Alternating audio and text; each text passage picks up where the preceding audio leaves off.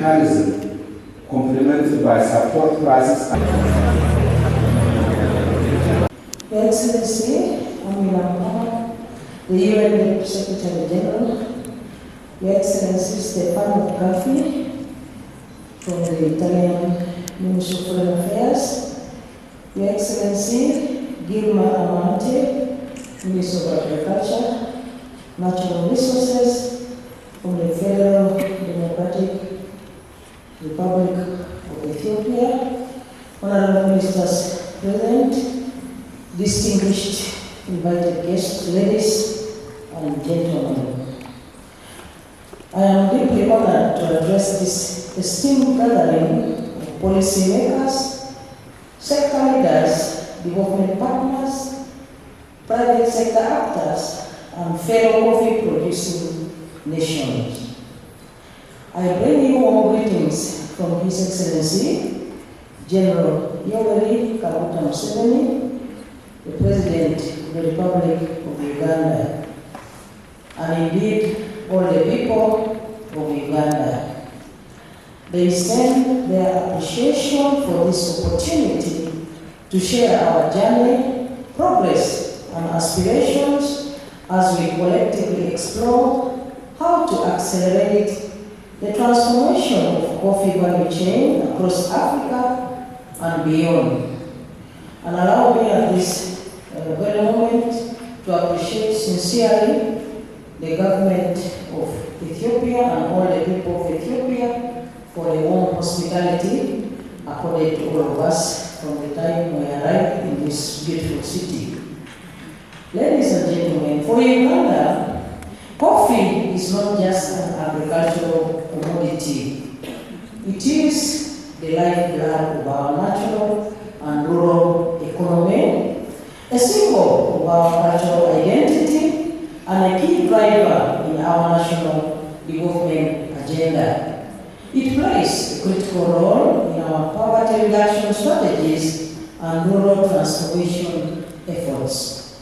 When we speak of coffee in Uganda, we are speaking of the dignity and livelihoods of millions of households, of economic resilience, and of our place on the global market.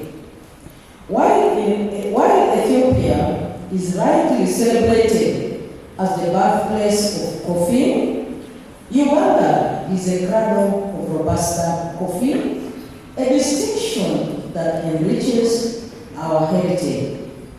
In 2017, Uganda set out an ambitious target to increase coffee production from 4.3 million to 20 million 60 kilogram bags by 2030. As of financial year 23-24, we have achieved 8.3 million bags, signaling strong momentum. Our journey is anchored in a holistic transformation agenda aimed at creating a competitive, sustainable, and inclusive coffee sector. Let me briefly outline the key pillars of our strategy. For instance, enhancing production and productivity. The government of Uganda is aggressively scaling up areas under coffee cultivation and boosting farm-level productivity through the following interventions. Firstly, distributing over 1.5 billion of high-quality seedlings in the last 8 years, including coffee with disease-resistant varieties. Second, expanding the cultivation area from 583,000 hectares towards a target of 1.5 million hectares. And third, increasing yield per tree from 0.8 kilograms to 1.5 kilograms. Last but not least, providing coffee-specific extension services, facilitating access to irrigation, and rehabilitating aging coffee trees. Through these interventions, Uganda is not only increasing output but also improving resilience and long-term sustainability of coffee farming. Investing in coffee research and innovation. The government of Uganda continues to invest in research as a cornerstone for transformation, and to date, I am happy to report to you that 10 improved robust varieties and 5 Arabica varieties have been released. Research on drought and pest-resistant lines is ongoing to mitigate the escalating threats posed by climate change. This research underpins our effort to adapt and thrive in the face of environmental and market challenges, promoting value addition and agro-industrialization. We cannot fully benefit from our coffee potential if we remain predominantly exporters of raw beans. That's why we have prioritized value addition through establishing 3 soluble coffee plants under public-private partnerships to spur local consumption and diversity export offerings. Second, supporting over 200 coffee producer organizations with modern equipment, wet mills, hullers, roasters, solar dryers, etc. And reconstructing the National Coffee Analytical Laboratory and establishing 4 regional labs to ensure quality and meet standards of discerning global markets. Compliance with the European Union deforestation regulation and global market demands.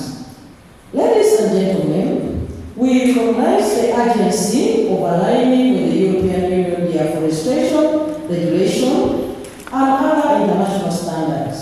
Uganda has made the following strategic progress in this regard. Digitization of the value chain actors, development of a national coffee traceability system in partnership with the private sector, supporting farmers to establish real-time market observatory schemes, tracking prices, volumes, and trends, and achieving Fair Trade Rainforest Alliance and organic certification. Last but not least, on strengthening regional and continental collaboration, we are partnering with regional and continental partners to promote African coffee.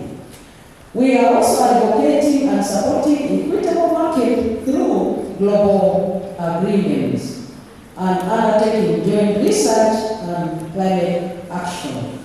In conclusion, therefore, we welcome African Union's decisions to designate coffee as a strategic commodity, since this gives African producers a stronger voice in global fora and opens new opportunities for cooperation. Together, we can define the narrative of African coffee from being a source of raw material to a global leader in coffee quality finished products and innovation. Let us work together to brew a better, more equitable, and more prosperous coffee future for Africa and the world. I thank you. The role of Uganda's role in leading the 25 countries in the coffee sector. እናመሰግናለን ክብርት ጄሲካ አሉፖ በአፍሪካ አሁን የማጠናከር ግንዛቤ Really being asked to give some reflections on coffee here is really important. As we said, it's not going to solve our hunger problem, but in a sense the jobs that it will provide will contribute to everyone having a decent job, a job that will contribute to their aspirations of where they would like to see themselves in their lives. And so I think here what we have is an agricultural product on which so many depend, and that is coffee. We know that economies around the world have been able to draw on this on this commodity to improve livelihoods, to create jobs, but also to expand social protection. And we also know that coffee stands out for its connections to climate action and with positive results. Recent studies are showing us how coffee consumption has positive impact on health, and we're really today wanting to hear about how we can highlight those interconnections that are aligned with the rationale behind food systems transformation. Ethiopia's historic and economic stake in coffee as the birthplace of Arabica, Africa's largest producer, has also, I think, highlighted today Italy's leadership in global coffee trade, the value addition. The bill as the head of community life. We are delighted to co-host this summit, advancing transformation of Africa coffee with the government of Italy, the United Nations Industrial Development Organization, the International Coffee Organization, the Inter-Africa Coffee Organization IKOK, and the development partners. I thank every high-level delegate for gracing us with your presence. Your insights will enrich today's deliberation. Coffee as a strategic commodity for Ethiopia and Africa. Ethiopia's relationship with coffee is not simply agricultural, it is ancestral. Coffee is deeply embedded in our culture, our history, and our economy. And it is from this deep-rooted identity that Ethiopia contributes to the broader aspiration of all coffee producers to build a more inclusive, sustainable, and value-driven coffee economy across the world. Coffee is a strategic asset for Ethiopia and for many African economies, guided by the visionary outcomes of the G25 Kampala Coffee Summit. The African Union has now designated coffee among the continent's strategic commodities.